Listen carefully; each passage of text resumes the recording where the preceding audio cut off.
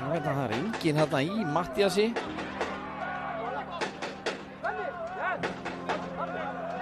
Sveinn Margeir er hann að hrella Víkinga hér í síðasta leik sínu. Sveinn Margeir gerir það! Skorar hér á 88. mínútu. Talandum að fá að vera orðeittur. Þetta er óvanalegt að sjá. Oliver Ekroth er náttúrulega farinn úr vörninni hjá Víkingum.